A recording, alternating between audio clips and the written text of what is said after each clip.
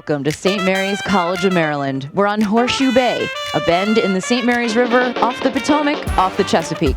It's protected water, it's shifty and unpredictable, it's lake sailing with current. Hi, I'm Ashley Love from T2P TV. The top 36 open college sailing teams in the country are here to compete in 2 days of semifinals.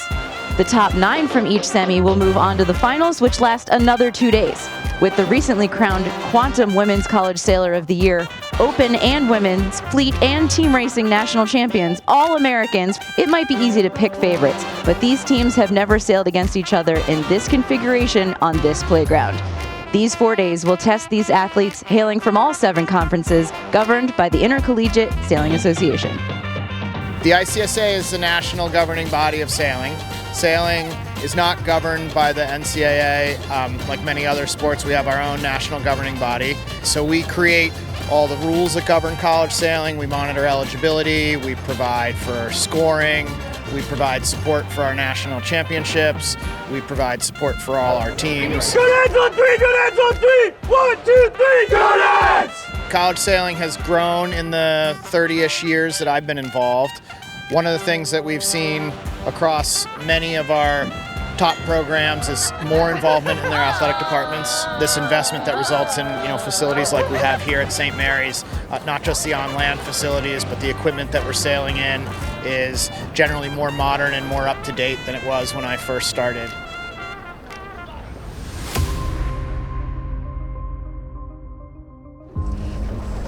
The 36 teams are split into the Western and the Eastern semifinal. The teams were seeded 1 through 36 by a selection committee made up of coaches and former college sailors.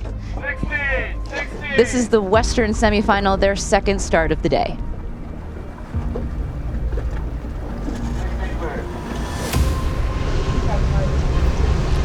The Tufts Jumbos are taking the right side of this first beat. Okay, so I can't move the gate until those guys come down and get through it.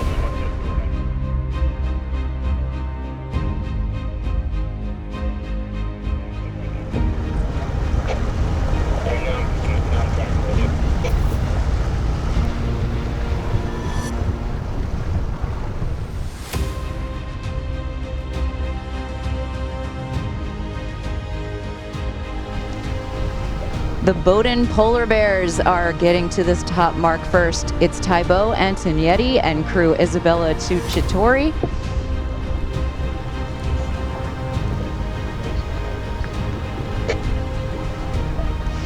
Second place, the University of Miami.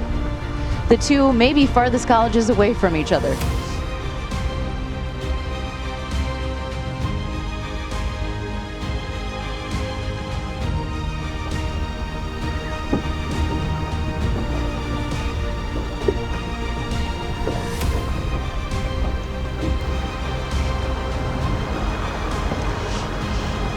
Bowdoin has had a lot of unexpected challenges this year with injuries and sicknesses, but everyone has really risen to the challenge, and they actually have really depthened their roster.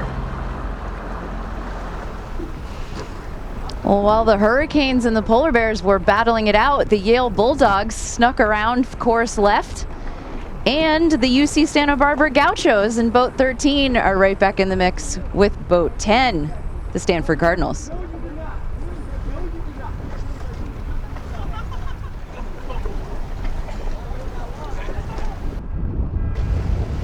Jack Egan, a recent grad from Yale, and crew Ellie Sykes, graduating in 27, increasing their lead.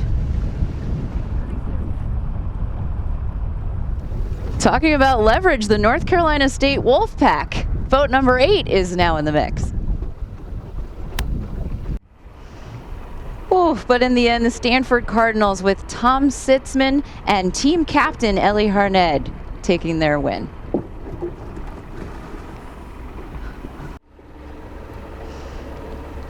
And in second place, the University of Texas Longhorns, Mateus Martin and Rohit Rajan.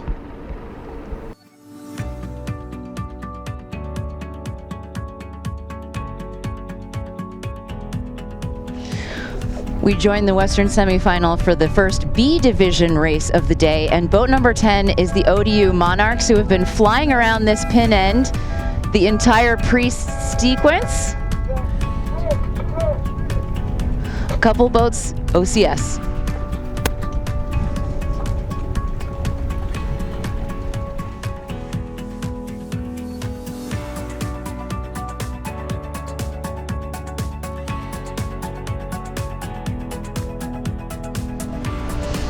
The Coast Guard bears like the left as well. Lots of pressure coming down.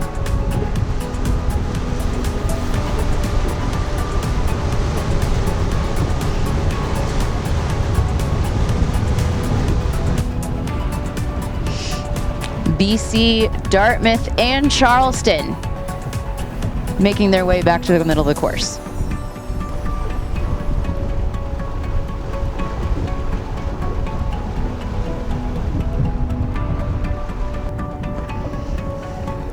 But meanwhile, Yale, sail number 17, comes in from course right, Stephen Baker and Ashley Highland.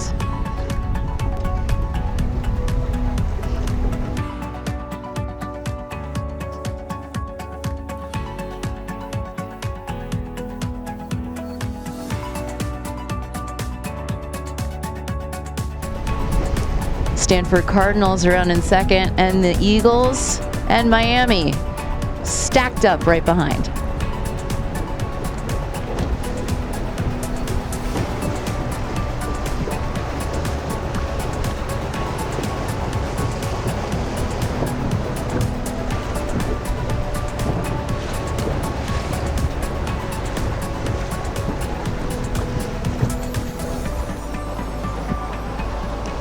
Downwind keeping their air clean.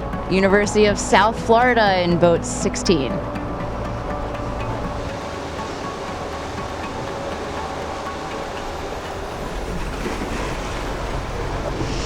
We're back on W4s with 2 windward legs and 2 downward legs. Fordham and Jacksonville are next on their right-hand turn.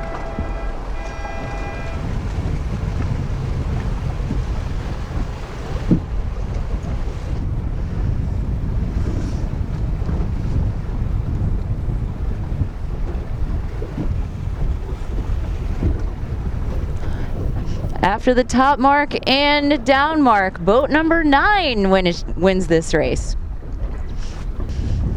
That gives Stanford 1 point in that race, with the Eagles, the Hurricanes, and the Polar Bears in second, third, and fourth.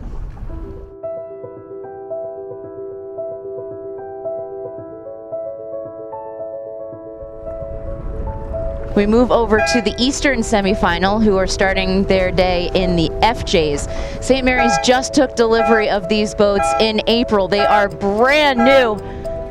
Big struggle at the pin. 12 and 2 are over. Race committee is on top of it. Marlowe Rope supplied all of the lines, and Zim Sails provided all the sails.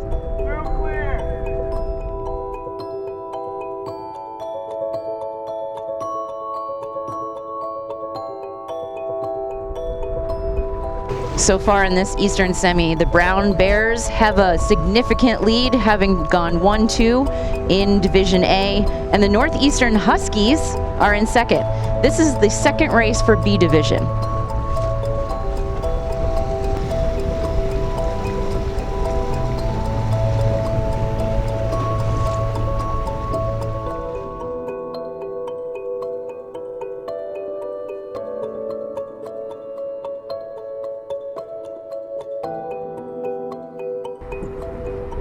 UPenn finds a way to the starboard ley line, while Tulane has to pinch it up around the top mark, losing any solid lead they had.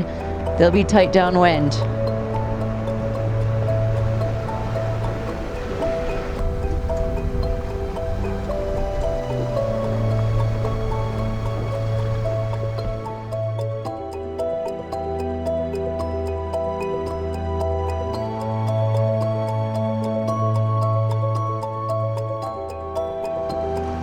Boat number 17 joins us from the Webb Institute that just clinched their school's first ever nationals title. Daniel Escudero, class of 2025, won the single-handed nationals last fall in St. Pete.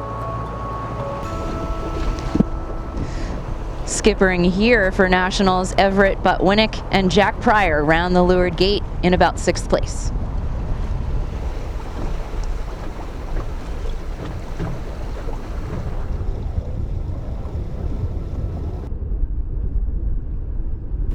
Besting this race, Christian Eben from Bermuda, sailing with Sabrina Anderson from Washington State, both having just finished their freshman year of college.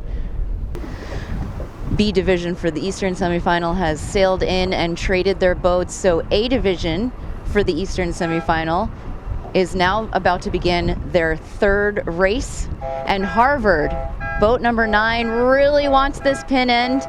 The breeze has been trending a little bit left all day.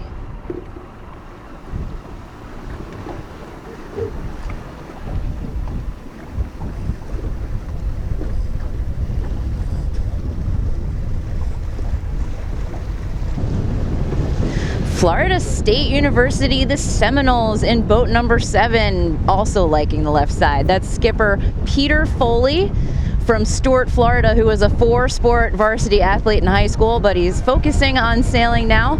Crewing for him is Brady Parks from New Orleans, and the skipper is a transfer from Tulane.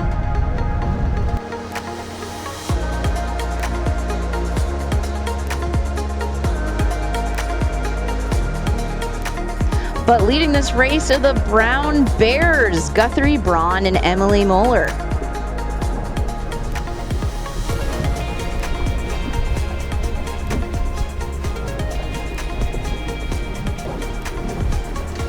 Justin Callahan of Harvard gets 1 tack in on Brown to be leading.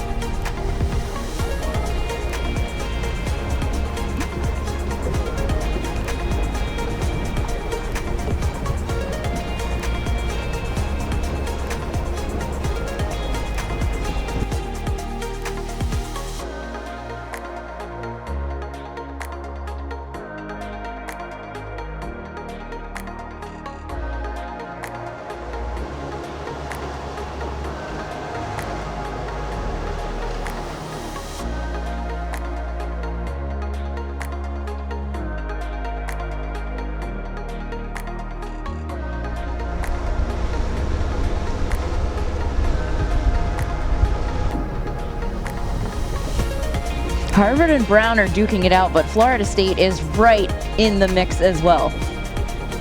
9 gets the last cross around.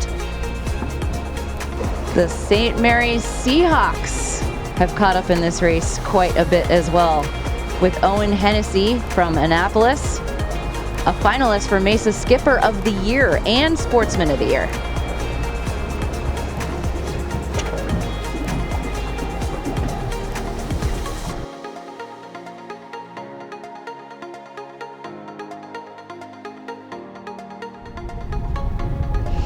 Justin Callahan and Kennedy Lahili wrap up that race from Harvard. After a few more light air races in rainy conditions, the battle between Brown and Harvard rages on in the Eastern semifinal. Brown holds a delicate 1-point lead in A division and 4 points overall. In the Western semi, Stanford is stretching their legs out front with Bowdoin in second, but just finishing in the top 9 is the goal. Once those 18 teams are decided, the scores will be all set back to 0 for the final 2 days. Tomorrow, the second and final day of the semis, will solidify that slate. For T2P TV, I'm Ashley Love.